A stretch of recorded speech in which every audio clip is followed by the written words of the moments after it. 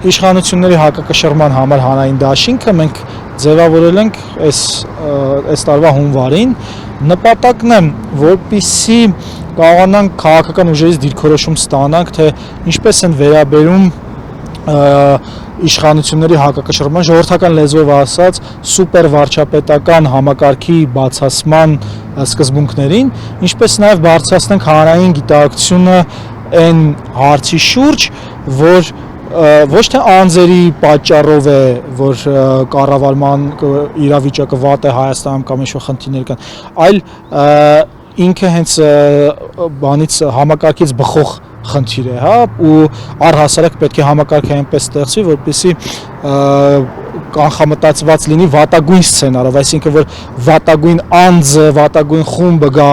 իշխանության, պետք է այդ մեխանիզմները հակակշռման այնպես լինեն, որ չկարողանա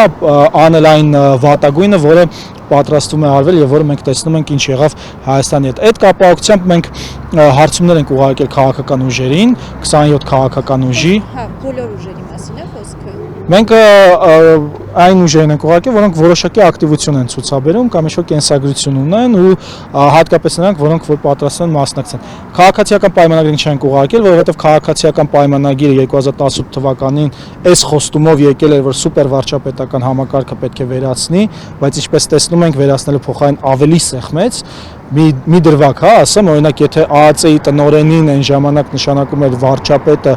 որ արդեն խնդիր էր, հա, ու ստորագրում էր նախագահը, այդ ստորագրելու պահը անգամ վերացրեցին, այսինքն մի անգամից արդեն նշանակով են, որտեղ եթե մի չնչին ինչ-որ բան կար, հակակշռում կար, այդ հակակշռումներ վերացրին։ Եվ 27 ուժերի մենք հարց ենք ուղղել, 5 հարց, եւ նրանցից մի մասը պատասխանել է գրավոր, մի մասը բանավոր, մի մասը չի պատասխանել ու այդ ամբողջը կներկայացնի Հայկը Դորունց, հա, ես փոխանցեմ խոսքը Հայկին։ Ես ճիշտ հասկացա, իրենց ընդդիմադիր դիրքավորած քաղաքական ուժերին, թե նաեւ իշխանական ուժերին։ Չէ, այսինքն այտենց դրված չի եղել հարցը, հարցը միայն իշխանությունից եղել է, որ քաղաքացիական պայմանագրին պետք է չուղարկենք, որտեղ ասում եմ, այլևս իրենցից պատասխան ստանալու ակնկալիք չկա, որտեղ արդեն մի անգամ խաբել են, հիմա ուժերից ովքեր օրինակ սատարում են քաղաքացիական պայմանագրին, իրենցից սպասելիք ունեք։ Ովքեր սատարում են քաղաքացիական պայմանագրին, այս հարցի շուրջ ես կարող եմ տալ իմ անձնական դիրքորոշումը արդյոք սպասելիք ունեմ թե ոչ, իմ անձնական դիրքորոշումը այն է, որ ոչ չունեմ, որովհետև եթե սատարում են Նիկոլ Փաշինյանին, ապա սատարում են միահեծան իշխանությունը։ Ճիշտ է, որովհետև Նիկոլ Փաշինյանը հանրային հեռուստատեսության եթերում վարչապետ ընտրվելուց հետո ասաց, հարցին պատասխանեց, թե արդյոք այդ սուպեր վարչապետական համակարգը վերացնելու է, նա ասաց, ժողովրդավարության պայմաններում սուպեր վարչապետական համակարգ գոյություն չունի։ Այնինչ ընդհակառակը ժողովրդավարությունը այնտեղ, որտեղ չկա սուպեր վարչապետական համակարգը, տեղերը խառնում է, ու այս համակարգը, որ մենք ունենք սահմանադրության, դատական իշխանության, անկախ մարմինների ձևավորման, մենք ստանում ենք, որ մի հոգի, մի խումբ կարողանում է ինչ ուզի անի, ու սա է իրականում պատճառը, որ մենք ընկել ենք այսպիսի անորոշությունների ու ապօրինությունների շղթայի մեջ, հա, որտեղ մենք չենք կարողանում